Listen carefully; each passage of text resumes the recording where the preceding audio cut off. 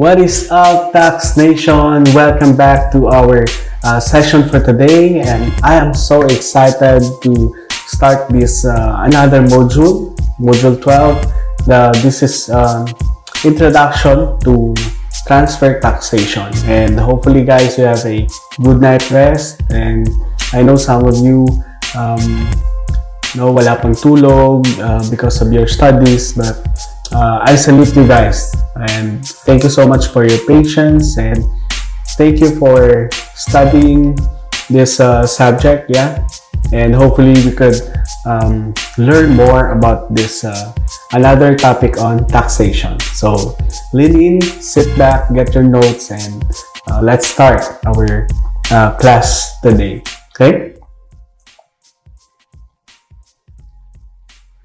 Okay, ano yung objective natin?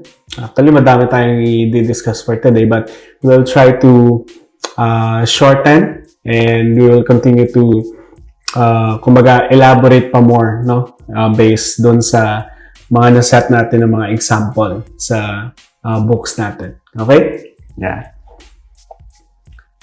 So, after this chapter, the students are expected to comprehend the definition, ano yung meaning ng transfer, ano yung rationale of transfer taxation, ano yung nature of transfer taxes, and yung mga classification natin of transfer taxpayers and their extent of taxation. General rule in transfer taxation, classifying donation as inter vivos or mortis causa. Anong ibig sabihin nun? We will elaborate that later. And mga exceptional rules on transfer. So there are always, may mga general rule tayo, meron din tayong mga exceptions to the rule. Okay? So ano yung tinatawag na transfer? Di ba yung alam natin, in layman's term, di ba, transfer, parang nililipat mo. Kumbaga, sino dito mahilig sa mga bank transfer? Yan. So, transfer ng fund to other banks, transfer ng, transfer ng load, di ba? Yun yung pumupunta sa mind natin, di ba? So, in terms of taxation, ibig sabihin ng transfer is transmission of property. So, pinag-uusapan dito, guys, is yung property from one person to another person. So, when we say transfer taxation, tinatax doon yung property. Okay? Tinatax yung object dito ng taxation is yung property mismo. Okay? A person may be a natural person, such as individual, juridical, okay, created by law, such as corporation, partnership, or joint ventures. And may three types tayo na klase ng transfer. Okay? Bilateral, unilateral, and complex. Okay. Number one, yung bilateral, meaning yan, involve transmission of property for a consideration. Kumbaga bilateral, meaning nagbigay ka ng property, tapos may balik sa'yo. May binibigay din sa'yo. Yun nga lang, titingnan natin dito magkano yung value niya. Okay? Pag sinabing bilateral, para may palitan, para may exchange, diba?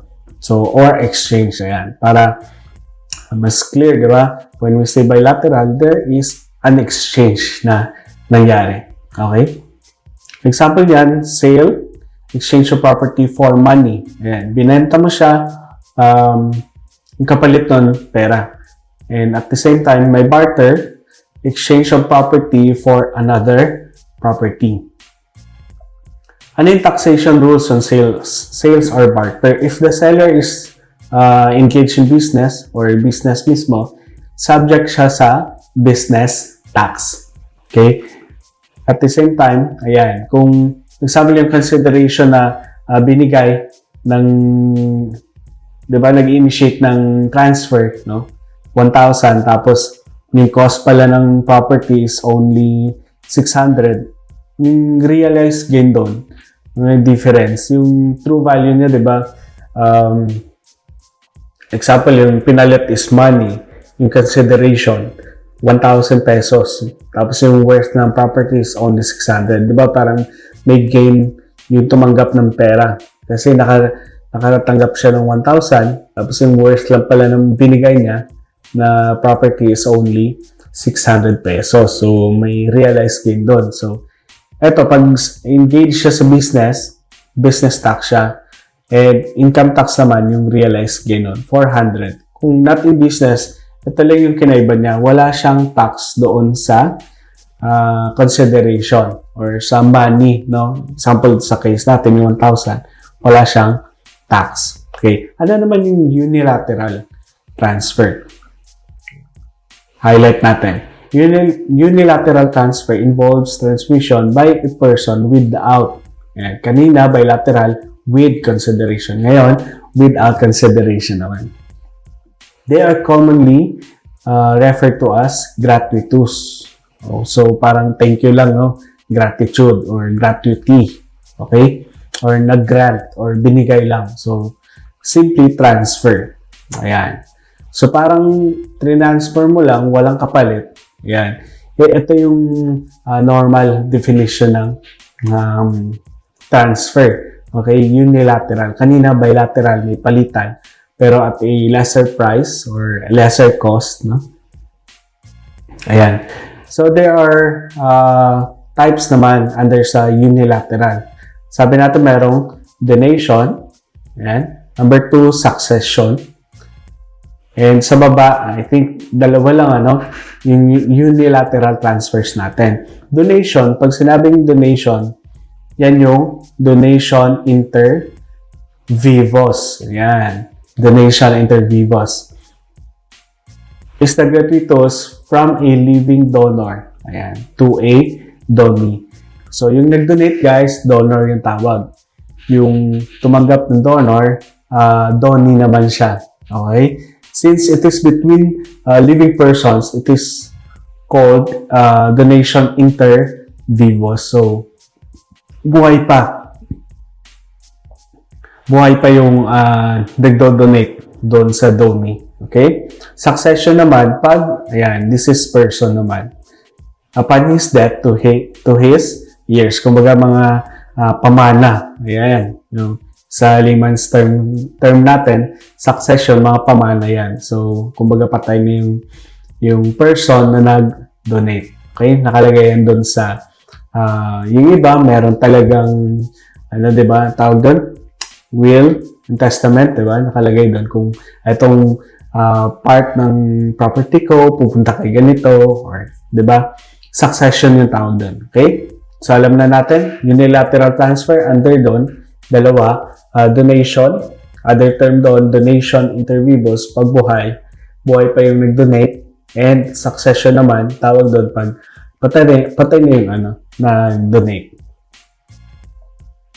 Okay? Other term sa succession, ang tawag dyan is donation mortis causa. Okay?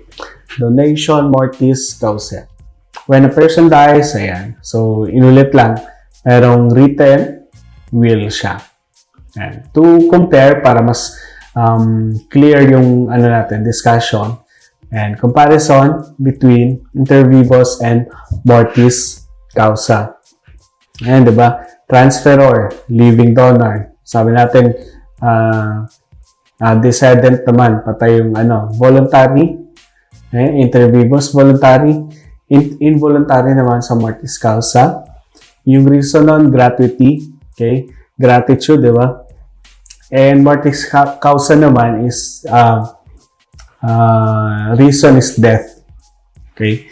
Scope of the transfer of properties, only properties selected by the donor. Ito naman, all properties. Okay? So, usually sa mga multiple choice yung malabas, diba? Saka true or false. So, tatandaan mo lang itong table na to, solve ka na. Okay? Yung property given, gift, regalo siya sa inter vivos. Mortis causa naman, yung tawag doon is estate. Yan. Iba yung walang iba yung meaning nun, yung estate. Ito naman, estate, di ba? Ito yung mga pamana. So, yung gift, yan yung sa donation, di ba? Inter vivos. Donation, inter vivos. Ito naman, donation, mortis, causa yung tawag. Transferee, tawag doon is donee. Okay? Transferee, meaning kanino binigay. Yung tawag sa inter vivos, donee. Sa mortis causa naman, tawag doon is heir. Okay?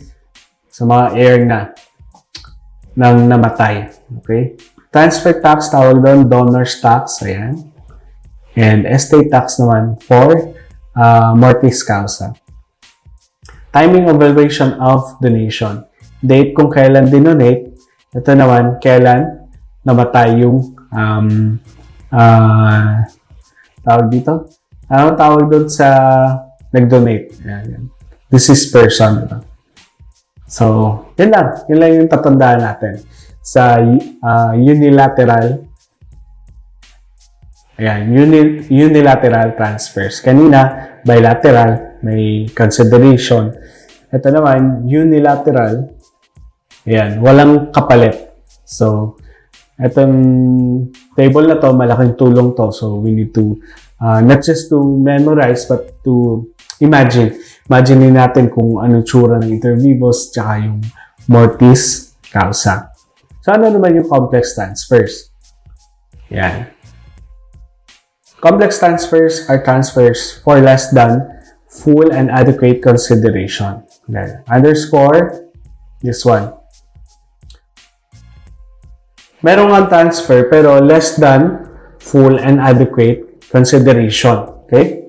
There are sales made at prices which are significantly lower. Okay? Sobrang liit niya.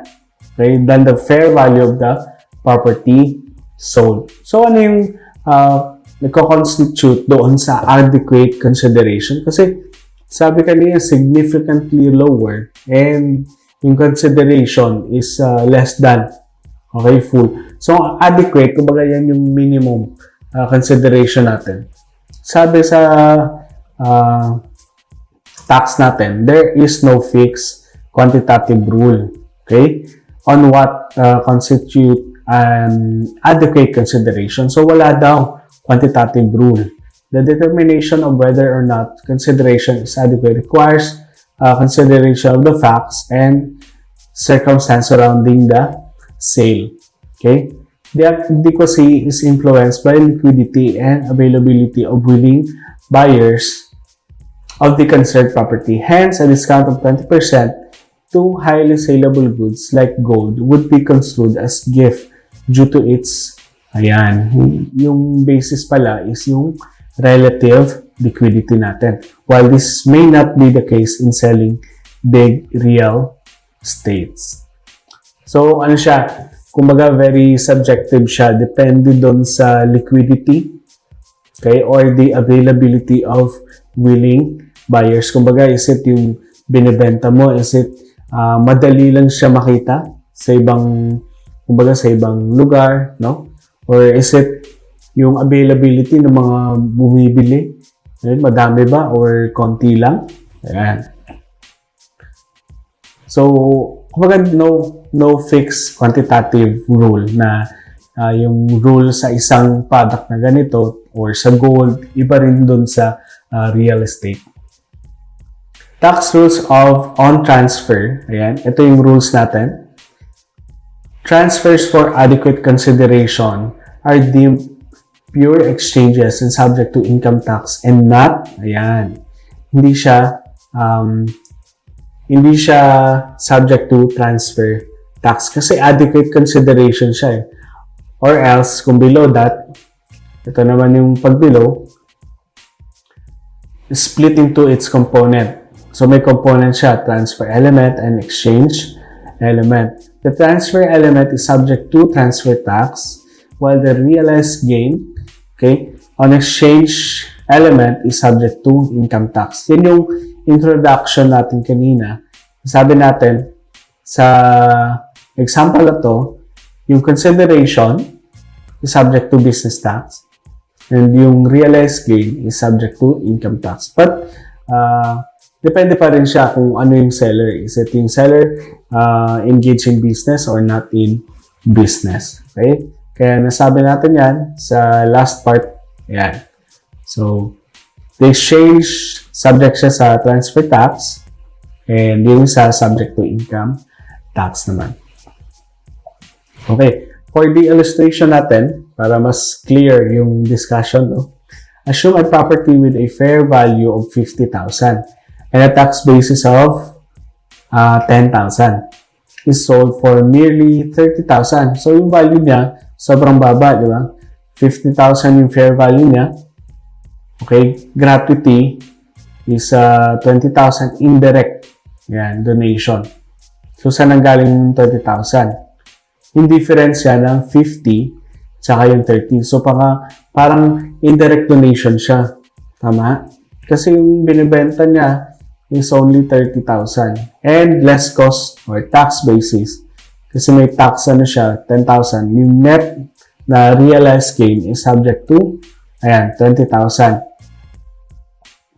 The transfer element is generally considered as inter vivos donation or donation inter vivos. But it is a donation mortis causa if the sale is made in contemplation of, diba, keyword natin is death of the seller. If title to the property is agreed to be considered upon death of the seller. Ayan. So, madali lang tandaan, mortis causa siya pag contemplation or transferred upon death of the seller. Okay? Ayan. Ano yung rationale behind the transfer taxation? Bakit kailangan may taxation doon sa transfer na yun? So, 3 types, di ba? Bilateral, unilateral, and yung complex transfers.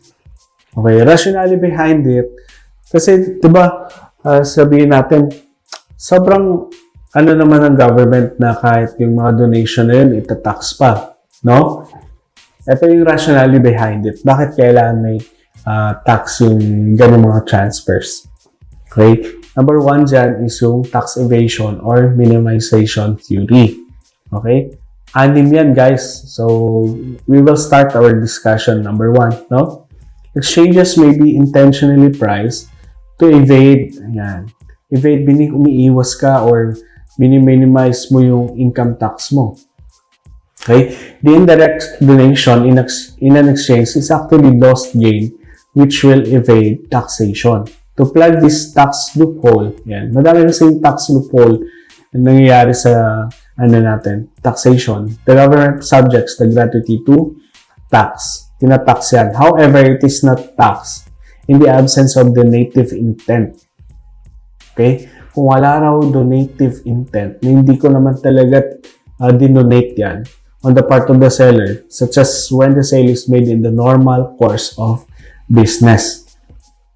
Unless daw, nagbigay ka lang ng discount dahil it's part of your normal course of business, di ba? So, hindi siya magiging subject sa tax. Kasi there's a lot of businesses na syempre para mas lesser yung nila babayaran sa BIR, pinapalit nila yung tapos pinapalabas na ay donation yan.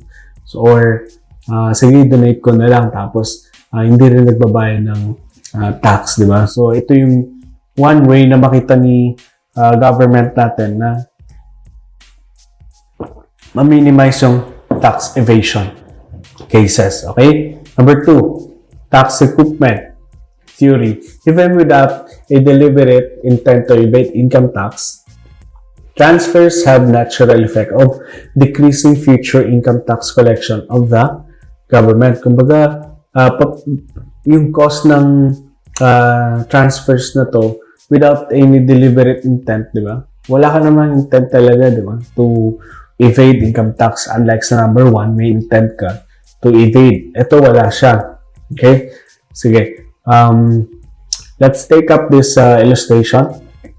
Si Allison daw, meron siyang 10 million pesos na properties which earn 10% of or 1 million yearly. So, desiring to make his 5 children become financially independent, dinivide niya sa anak niya mga anak, diba? 2 million properties.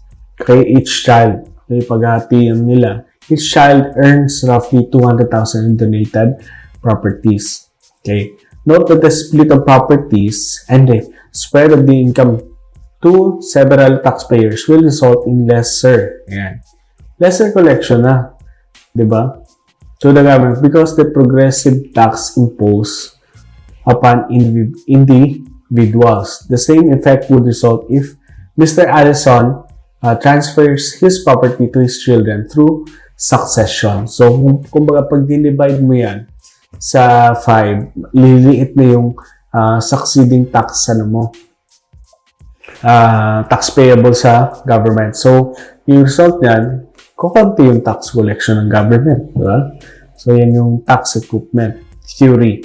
So, to recoup on future losses in income taxes caused by transfers, the government taxes the transfer. Kaya, para ma-minimize yung loss ng government, no, due to this theory, tinatax nila yung transfer. That's one of the rationale behind it doon sa transfer taxation natin. Okay, number 2, the benefit received theory.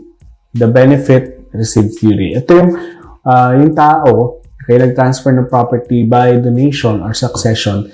Yung government is a party in the orderly transfer of property to the donee or heir. Okay? This is made possible by government laws which enforce or effectuate donation and succession. Kumbaga yung basis dito is yung benefit received natin. The transferor is actually exercising a privilege to transfer his property under government security. Ayan. Kasi involved yung government security, di ba? Of an effective orderly transmission under its laws. Without these laws, the transfer could not have been conveniently possible. So, exercising this special privilege and through inter vivos or mortis causa, okay, is a benefit to the transferor. In accordance with the benefit received theory, the transfer should be, again, it should be taxed. Diba? The benefit received theory is the most dominant rationalization of transfer taxation. Ito daw yung pinaka-dominant. Bakit meron transfer taxation? Dahil dito. Because a person's transfer property by donation or succession, the government is a party in the orderly transfer of the property to the donee. Kumbaga, part naman talaga yung government doon sa pag-donate or sa succession. Part siya. Kaya sabi ng government, oops, nag-donate ka, hatian mo yung government. Okay? Ganun lang yun. Okay? And next, yung state partnership theory. State partnership, of course, yung public and private, di ba, na working together in an orderly society where commercial undertaking wealth accumulation flourish. So, tutulungan yung private, yung business, tsaka yung government sector natin. Okay? They share by taxing the transfer of the wealth to other persons. So, yan yung state partnership theory. Ano naman yung wealth redistribution theory? In simple terms, kumbaga yung wealth or kayamanan, okay, na dinodonate, kumbaga redistribution, kailangan masolve yung inequities or inequalities, diba, in wealth distribution. Yan, commonly associated with high social unrest. Kumbaga, may social problems, yung mga mahirap, tsaka yung mayaman, di ba? Merong social unrest, lawlessness, insurgencies. So, thus, government tinatry talaga ng government to have an equitable, kumbaga, equitable siya na wealth to society. When one transfer his wealth, the transfer should be taxed so that of the wealth will be redistributed to benefit society, for the benefit of the society. Okay, pag tinax siya ng donation, okay, sabi ng government, partihan mo naman yung government kasi for the benefit ng society. Highlight natin, to benefit society. So, May kagandahan din pala, no? Yung transfer taxation. Bakit kailangan may tax siya? Kasi it's one of the theory na kailangan yung wealth i-distribute naman. Okay? Para may benefit yung the whole society natin. Ability to pay. No one could gratuitously give what he could not afford. So, the ability to transfer property is an indication of an ability to pay tax. Hence, transfer is subject to tax. Sabi ng government, nag-donate ka nga ng 1 million tapos wala kang pambayad ng tax. Imposible naman yun, di ba? So, sabi ng government, partihan mo yung government. So, i-tax ka ng government dahil nag-donate ka. Or, may ipinamana si, nung napatay, di ba, si Henry C. So, pinamana niya din sa mga anak niya. So, part din doon, no? Succession. Meron ding tax yun. Okay? Because it's also yung ability to pay. Okay? Yan yung rationale behind the transfer taxation. Ayan. So, subject transfer, tawag dun sa donor's tax, inter vivos, di ba?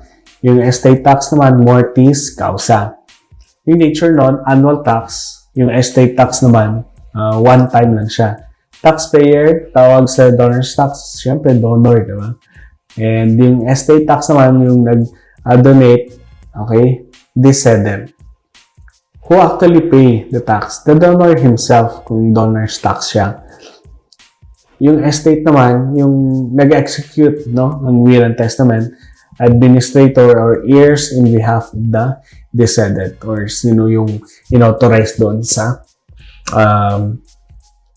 pag-transfer ng estate, no? Okay. Nature of transfer taxes. So, ito yung mga nature. Okay?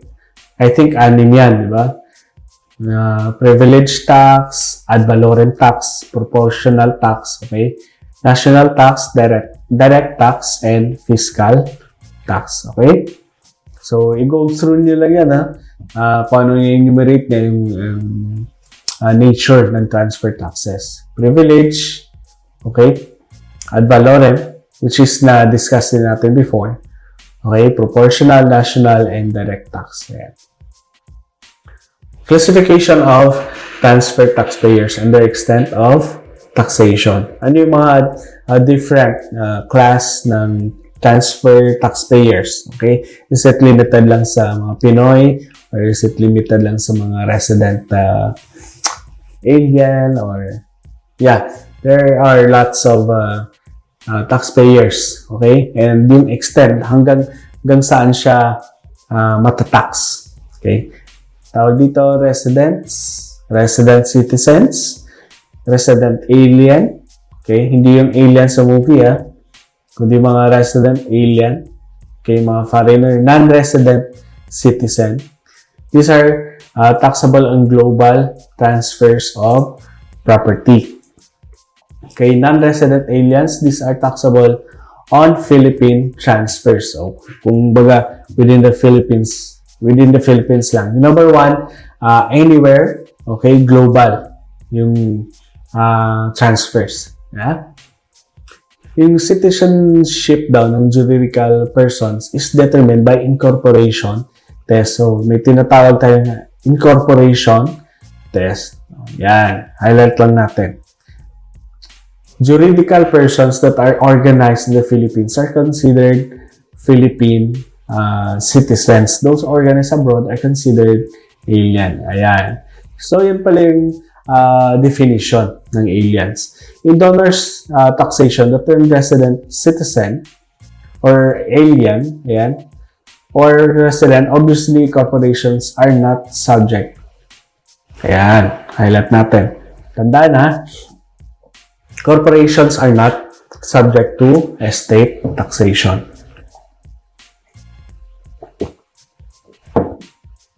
Okay. Situs of transfer. Situs meaning location. Site, di ba? Saan yung location ng property. Properties are transferred mortis causa. Namatay yung descendant, diba? in the place where they are located at the point of death. Kung saan siya located na lugar, no? So, yun yung place or location of the property. They are not transferred at the place where the decedent died. Okay?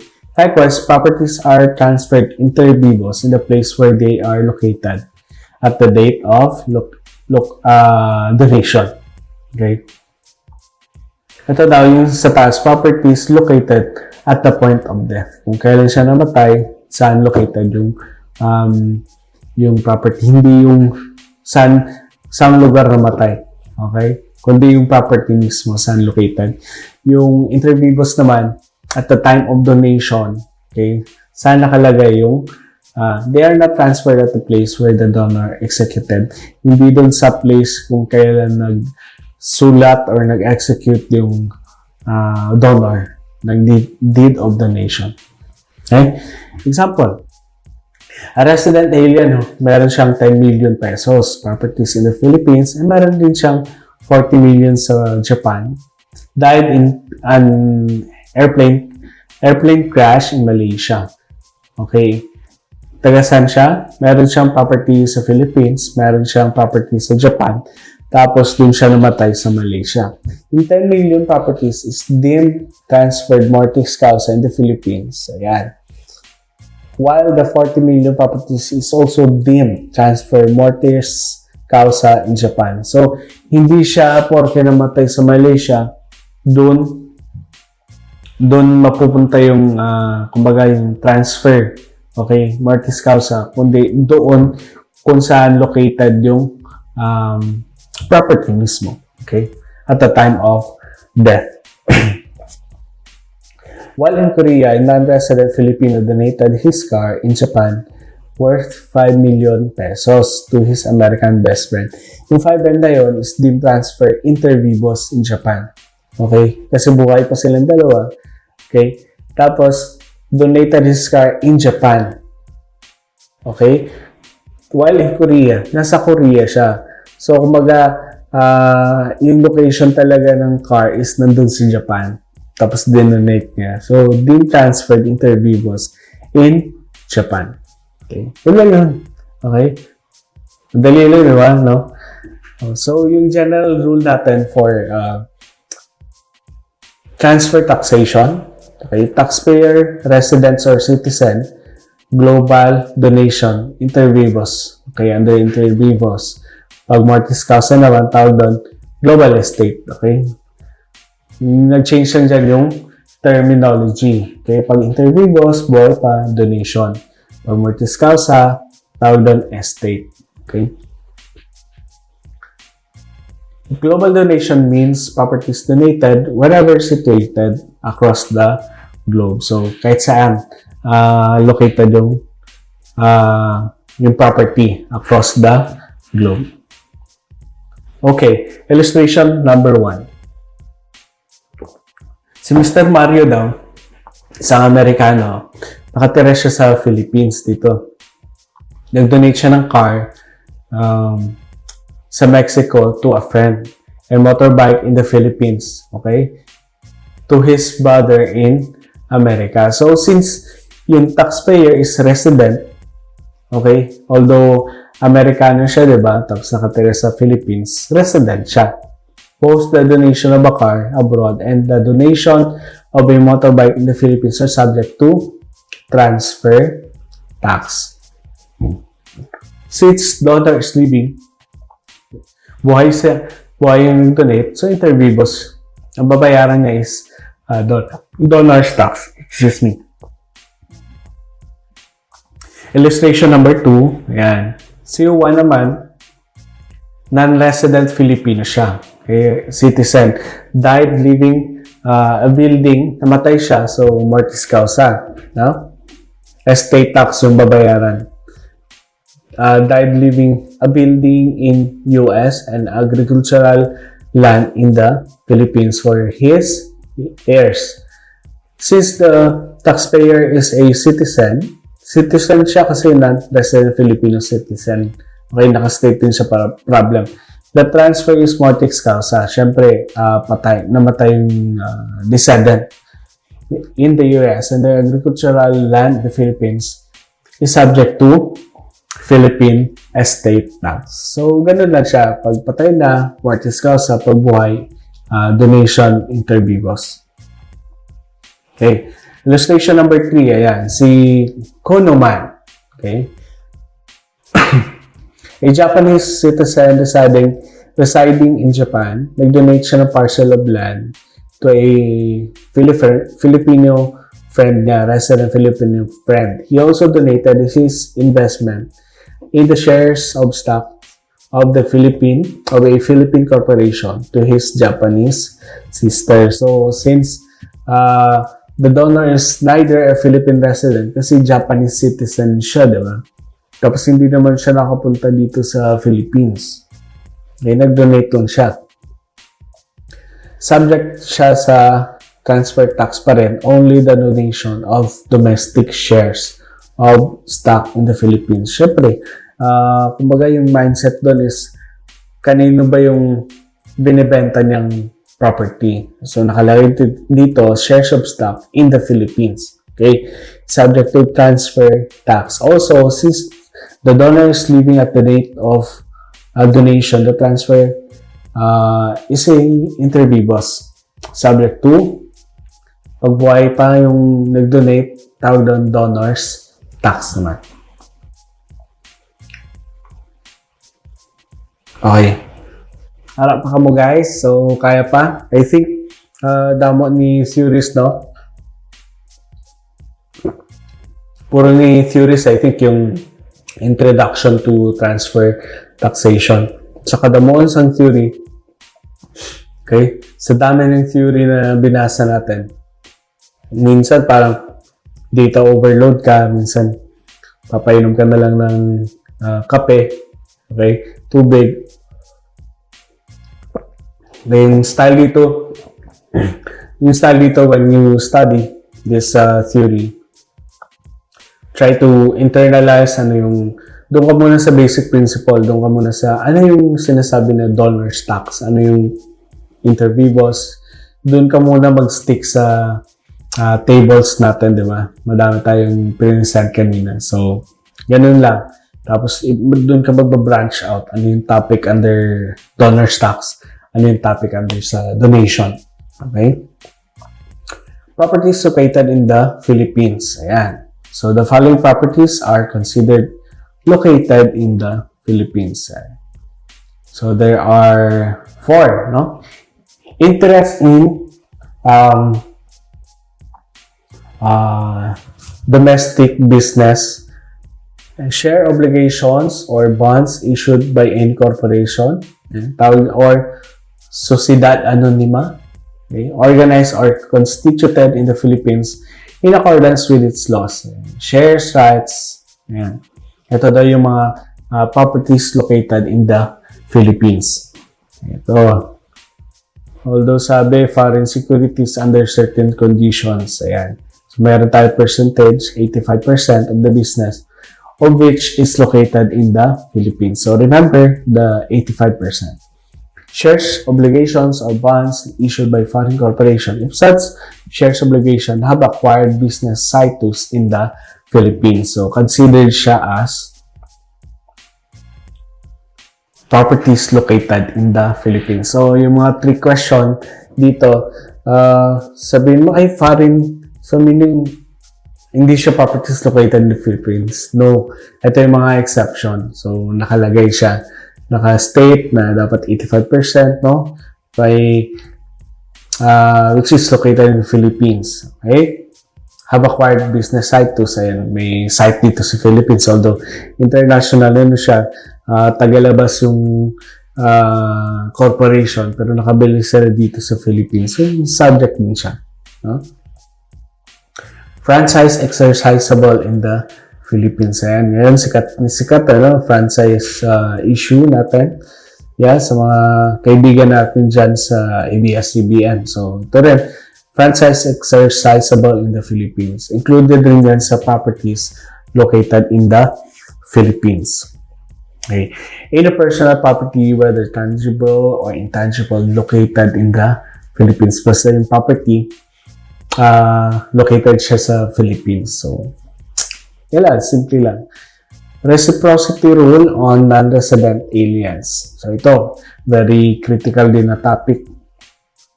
Reciprocity meaning reciprocal, meaning ano ba yung practice sa example, American and Filipinos.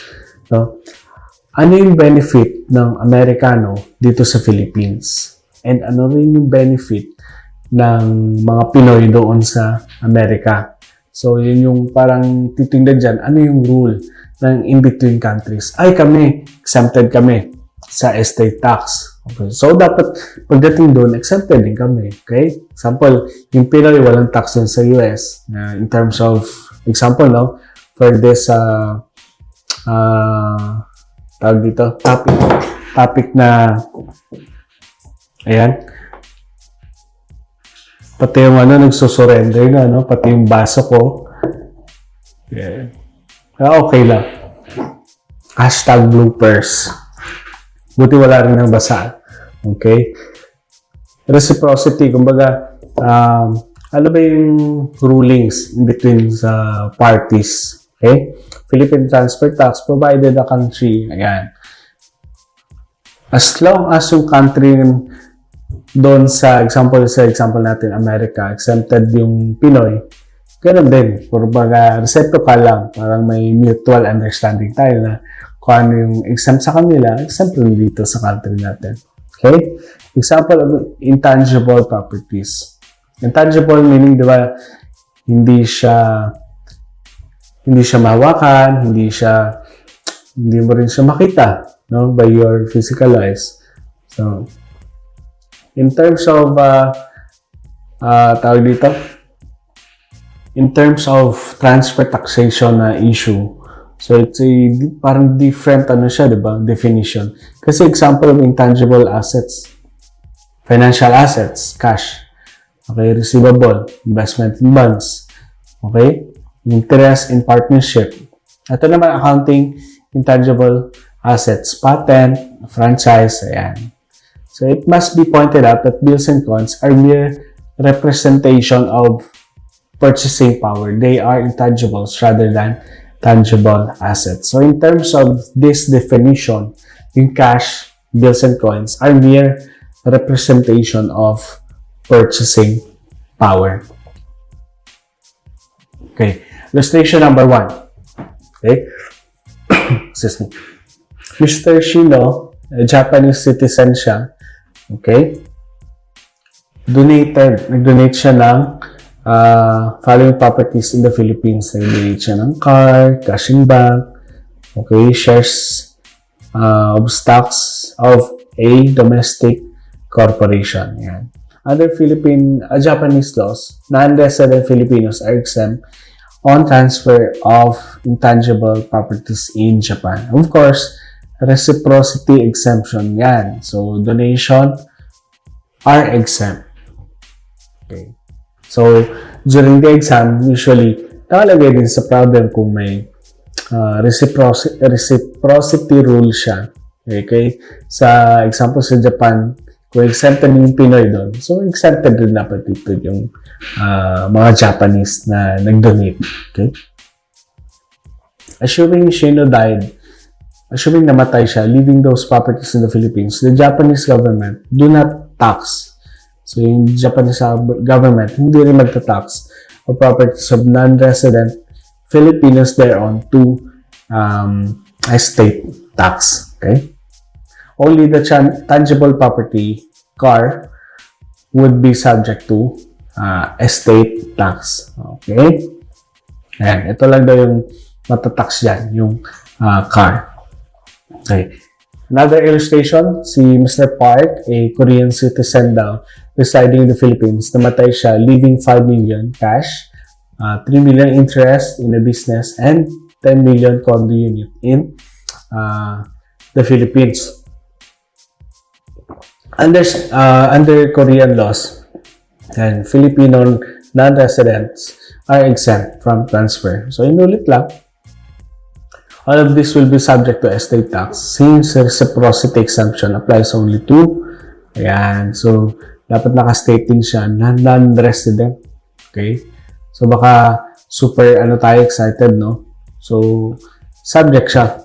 All of this will be subject to estate tax kasi resident alien, exclusion of resident alien. Nakalagay dun sa reciprocity rule. So dapat medyo tayo doon, careful, no? As we read kung ano, may reciprocity, yes. Ano nakalagay doon? So, kung non-resident lang, kailan yung naka-include doon. Okay? Ayan. Another table. Okay? Doon sa inter vivos and mortis causa, if gratuitous transfer of ownership occurs during the lifetime, again, parang review lang din siya, sa transferor, inter vivos yung tawag, pag namatay na yung descendant, ayan, mortis causa. Okay? Usually, yung lumalabas yan sa mga identification. Okay? So, wrong spelling wrong, guys, ha? So, ayusin natin yung spelling na. Ay, sir, kulang ng S yung inter vivos. I don't know.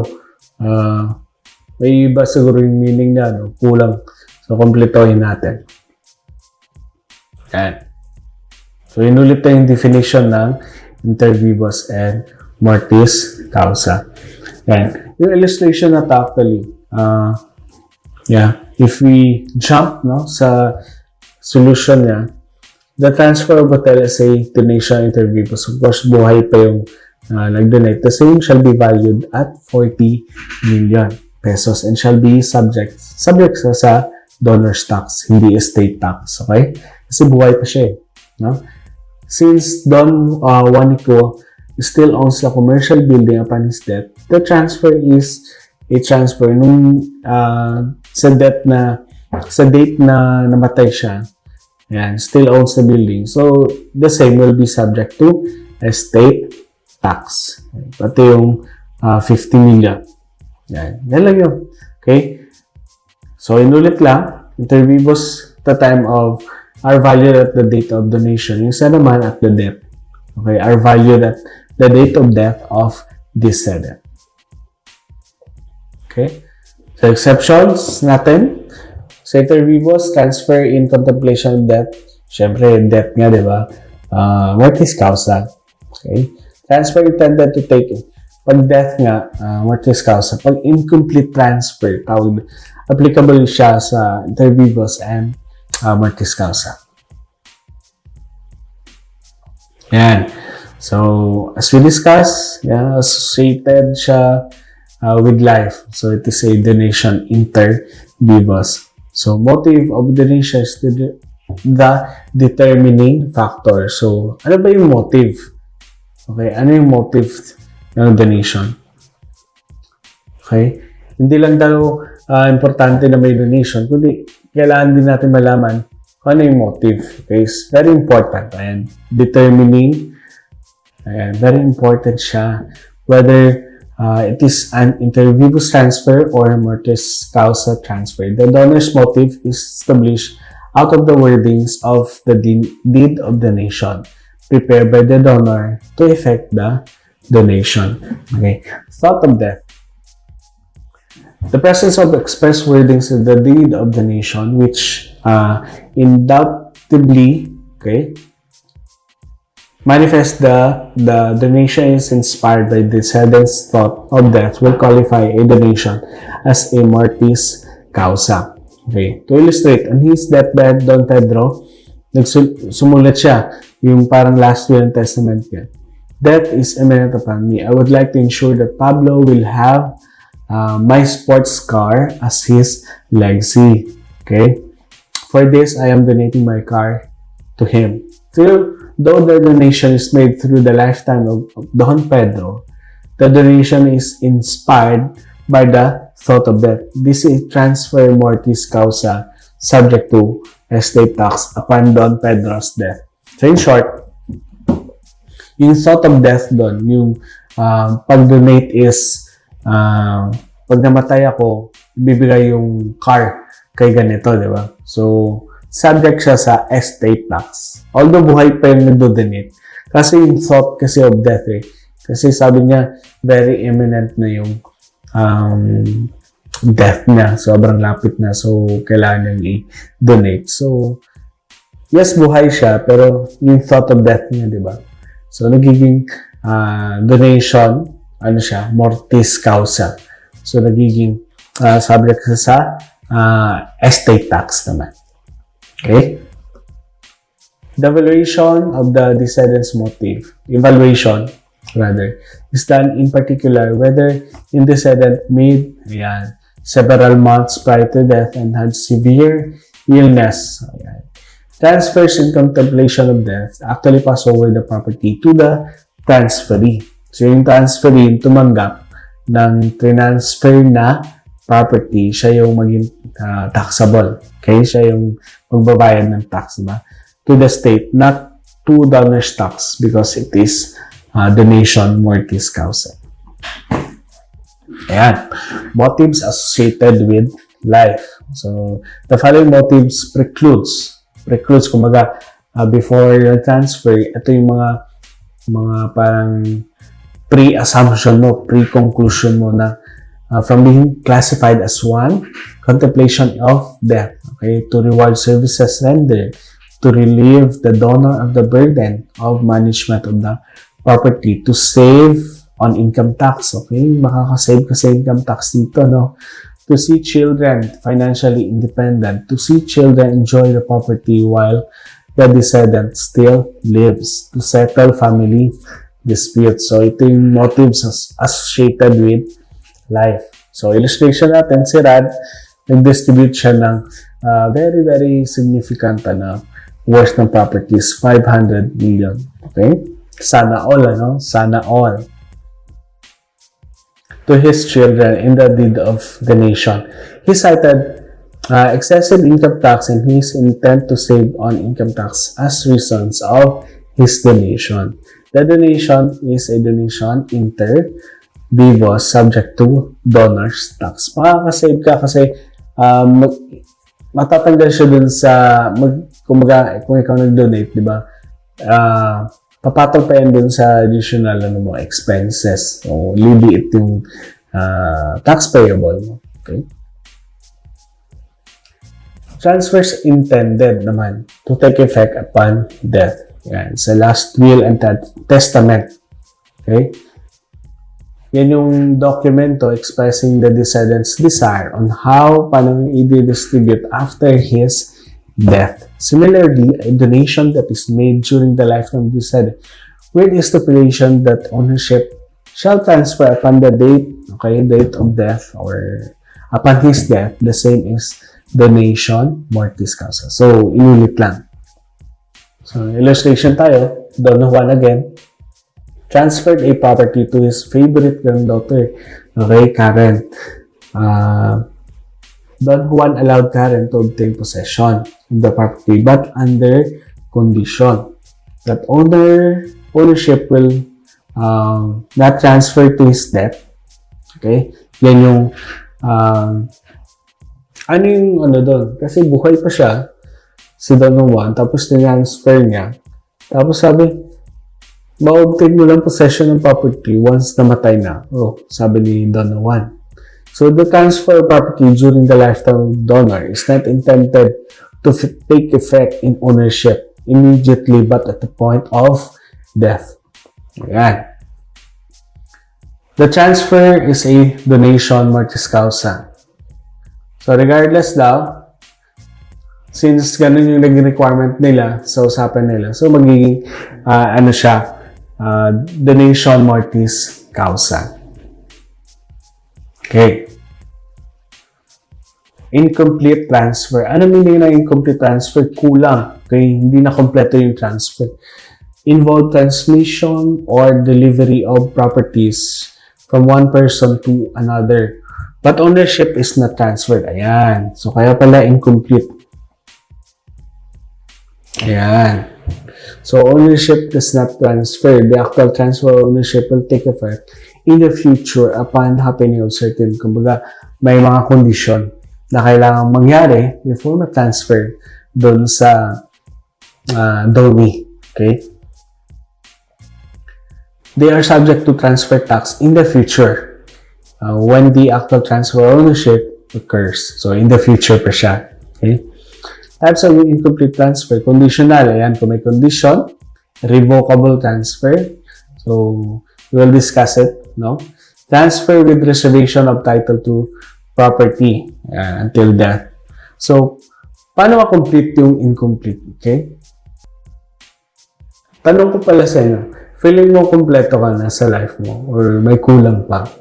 Okay? Type in the live chat, sir, kulang pa ako ganito. Sir, kulang pa ako ng love life. O, sir, kulang pa yung name ko ng CPA. Ayan, Certified Public Accountant. So, ano pa yung kulang? Ito yung mga ways na yung mga incomplete transfers natin is ma-complete siya. Okay? Conditional transfers are completed interviews upon happening. Yan. Ito daw dapat mangyari. Dalawa, fulfillment of condition pag na-complete ang condition, waiver of condition by the transferor. So, kung may waiver, okay, of the condition by the transferor. Kung winave niya, sige, kahit wala ng condition, okay na. So, dapat may waiver. Revocable transfer are completed interviews upon. Yan. Mga revocable transfer naman, kung may waiver na siya, okay, sabi, nag-transfer ako ng property, tapos nakalagay doon, revocable, meaning, depende sa akin. Okay, depende sa akin. So, makukomplete lang siya kung may waiver. Okay? Tandaan natin, waiver, importante talaga. The lapse of his reserve right to revoke. So, kung nag-lapse rin yung kanyang reserve right, so hindi na siya pwedeng, kumbaga, na-complete na yung transfer. Okay? Transfers with reservation of the title. So, kung may reservation pa, transfer ko nga, tapos may reservation, hindi pa siya complete, diba? Are completed by the death of decedent. Kung namatay siya, automatic transfer na yun agad. Okay, conditional transfers, and itong dalawa become donation mortis causa when transfers pre-terminated by the death of the decedent. They will be included in the properties of the decedent subject to estate tax. So, ano yung timing of taxation? Yung timing naman doon are completed during the transfer. Okay? The fair value at the date. Ayan. Highlight lang natin. At the date of their completion. Kung kailan siya na-complete. Yung isa naman, at the point of death. Kung kailan siya namatay, yung transferor. Okay? Yan. So, pasadaan na lang din natin. No? I think 8 slides na lang siya. Okay, pasadaan natin. Si Don Lucio daw, nag-donate siya ng luxury car with a value of 4 million sa anak niya si Boy under a condition that Boy must be a top-notcher. Grabe yung condition. Doon dapat top-notcher siya. Okay? To motivate Boy, Don Lucio delivered the car to him on June 1. Okay? Nung araw mismo, binigay yung sasakyan. No? The transfer of the car on June 1, 2019 shall not be subject to donor's tax. Okay, hindi daw dapat, even if there is a physical transfer, okay, of the car. Bakit daw? Don Lucio is still the owner kasi conditional siya eh. What if hindi siya nag-top-notcher? So, ibabalik niya sa tatay niya unless nagbago yung isip niya, di ba? Assuming si Boy daw nag-top sa CPA board, anong gagawin natin? Okay, the completed donation shall be subject to donor's tax at that point kung kailan na-comply, okay, kung kailan na-comply yung condition. So, yun yung time na ita-tax siya. Okay, if Boy failed to top the exam, there will be no donation. Siyempre, hindi nabit yung condition eh. So, walang tax na babayaran. Okay, unless, however, if Don Lucio winave niya yung condition na yun. So, wala na yung automatic transferred na yung property. Okay? Assuming Don Lucio died, what if namatay siya during the exam? Car would be transferred mortis causa Okay, so estate tax yung tawag naman doon. Okay, as part of the estate and would be subject to estate tax at its fair value at the date of death. So what about, complex incomplete terms, okay? Incomplete transfers are sometimes made for less than full and adequate consideration. So, same example din kanina, yung word na complex, relatable din dito, no? Made for less than full and adequate consideration. Similar to complex transfers, ayan, the gratuity component of the complex transfers is subject to appropriate type of business tax. Okay? Harap pa mo guys. Okay? Ako medyo natuyo na. Okay? Pero kaya pa. Okay? Test of taxability. So, may test daw. Taxability complex. Incomplete transfers. Okay? Ito yung mga, natin, mga requirement na kailangan i-establish, okay, prior to before to complex incomplete is taxable. Okay? The incomplete transfer must have been paid or less than full and adequate consideration. And also, at the completion of the transfer, yung property daw must not have decreased in value below the consideration paid. So, ito yung dapat ma-establish before yung complex incomplete is taxable. Okay? Yan yung test. Test of complex incomplete transfers. Yan. So, inulit lang, pag mortis causa, yung valuation nun is at death, less consideration from transfer. So, yung isa naman, interview was buhay yung nag-donate, fair value at completion or perfection. Of course, less consideration upon transfer. So, example dito, yung type of donation, interview was selling price, and fair value. Diba? At the upon transfer, fair value at death. Hindi ginagamit yan sa interview boss. Okay, ito lang siya sa mortis causa, ginagamit yung fair value at death. Okay, isa naman, fair value at the date of transfer. Kaya 10,000 less for 10,000 dito yung galing. Mas 15,000 naman dito siya. Okay? Okay. So, illustration number 1. On June 1, 2017, Mr. D transferred his car worth 1 million to E. To E. Yung E na yan, LB. Okay? Char lang. So, but for a minimal consideration, 1 million yung worth ng car, tapos pinigay niyo lang, transfer 200,000 pesos. Excuse me. Yan. So, the transfer shall be revocable by D, okay, in 5 years. So, on July 3, more or less after 2 years, no, D intimidated, I think yung term, to intimated to E that he was waiving his right of revocation. Okay, the fair value of the car. So, we need niya yung right of revocation.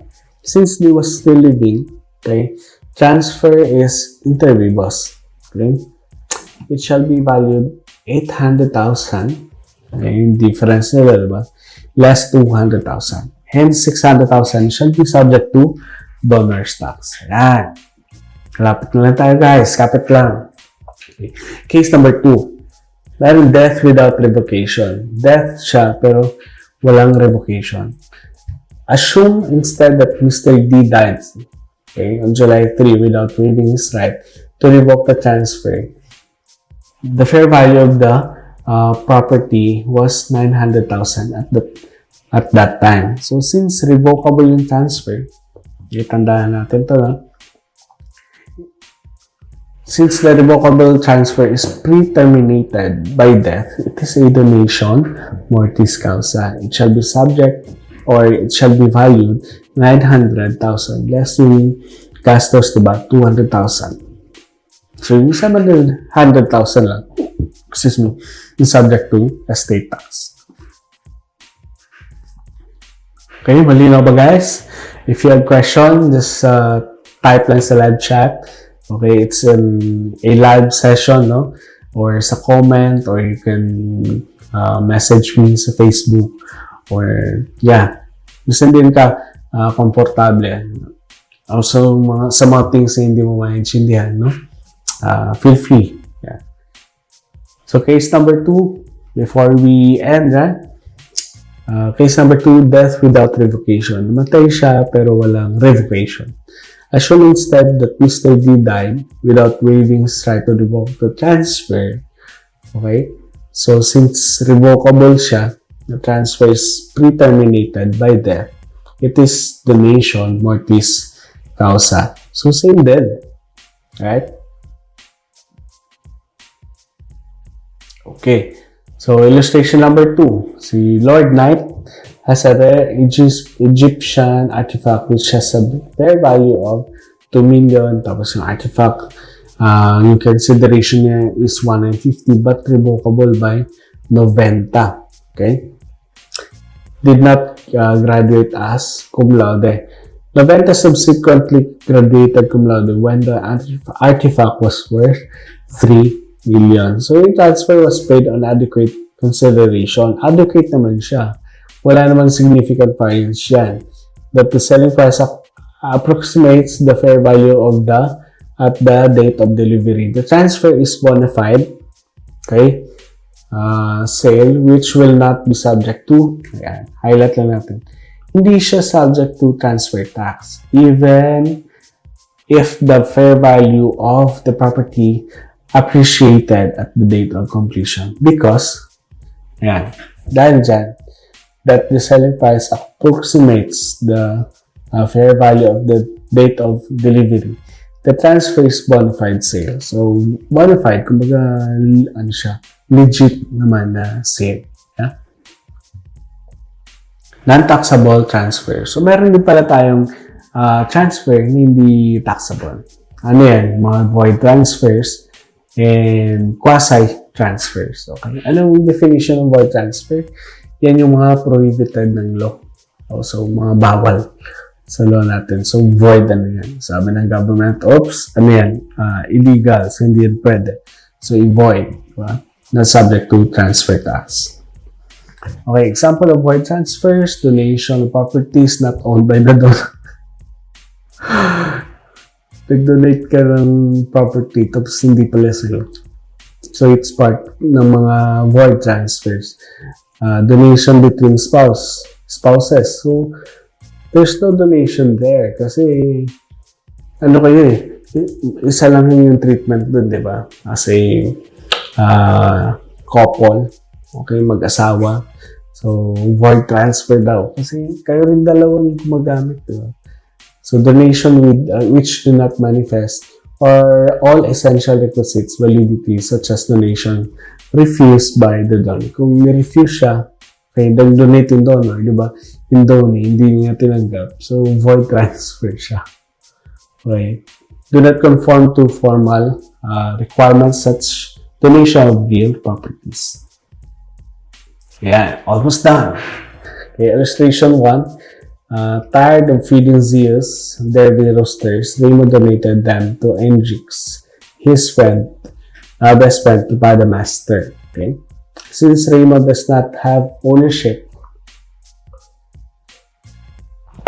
over the thing donated, the donation is void. So, hindi naman kanya. There is no valid donation. No donor's tax is imposable. Okay? Illustration number 2. What if the overnight drinking spree is orally donated? Okay? Lasing siya. Tapos sabi siya, donate yung 7 hectare ko. Oral donation is legally void because the law requires the execution of, and guys, the key term here is yung public instrument. Okay? There is no imposable donor's tax since there is no donation to be taxed. Yan. So, ano yung mga quasi-transfer? Parang transfer siya pero there's no actual na transfer. So, which will never involve transfer of ownership for the purpose of our discussion lang, let us refer to these transmissions as quasi-transfer. So, yung mga quasi-transfer are not, ayan, highlight ko lang, are not taxable. Ano yan?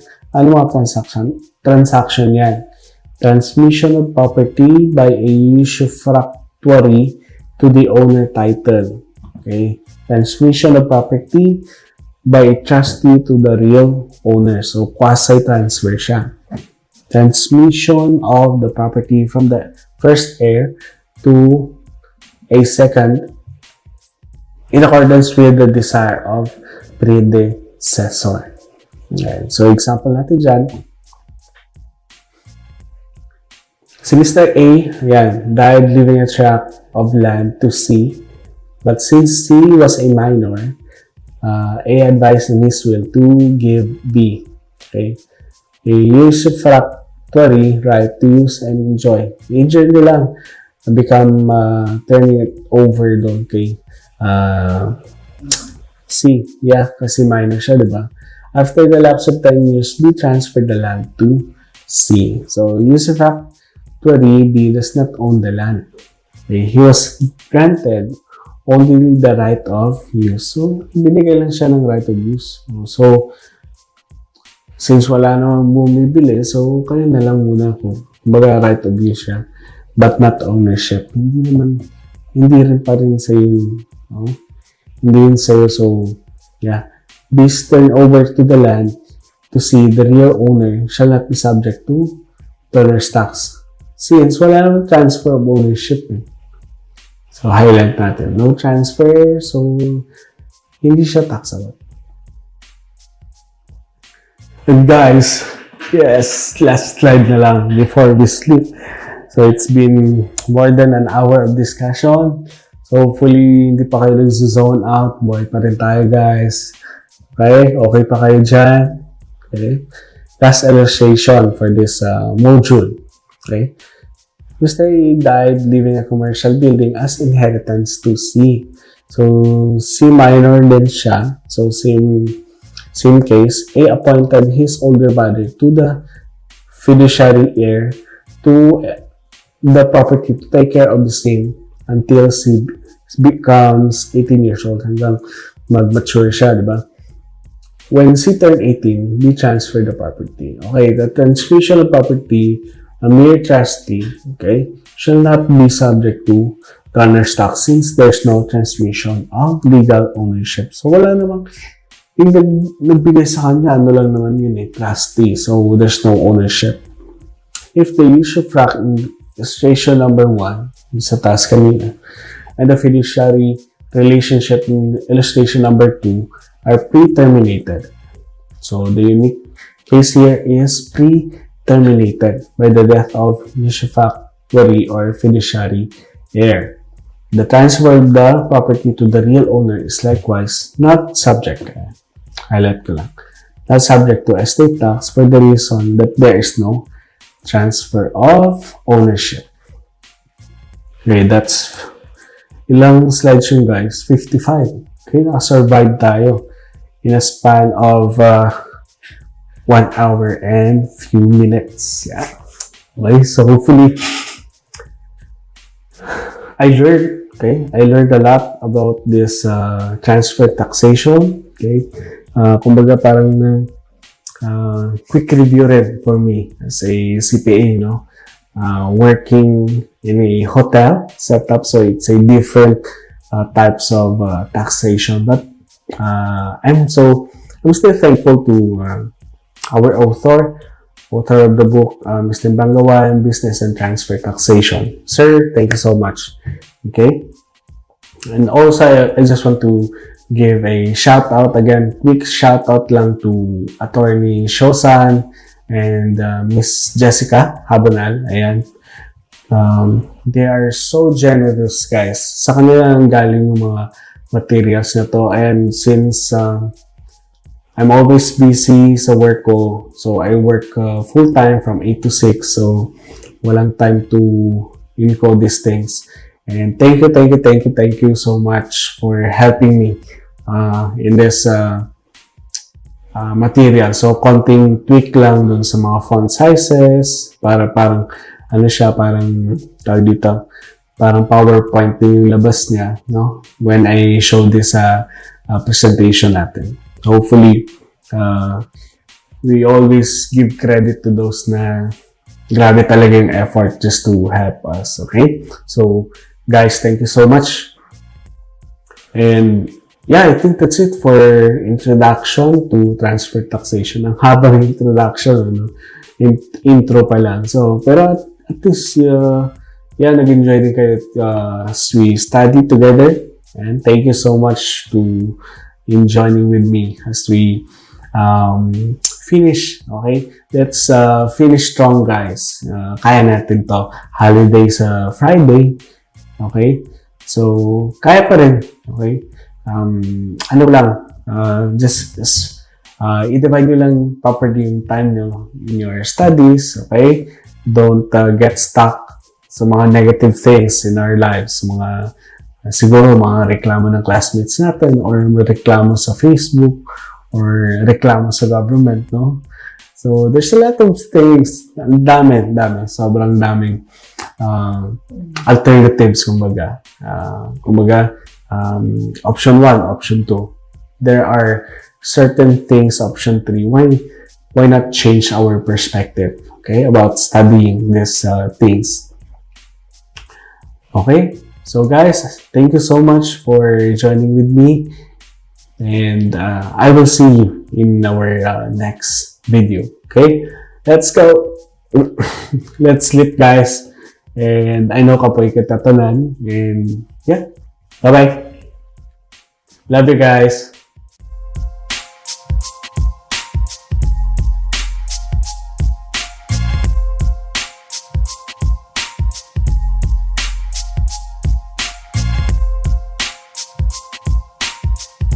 Guys, bye-bye na.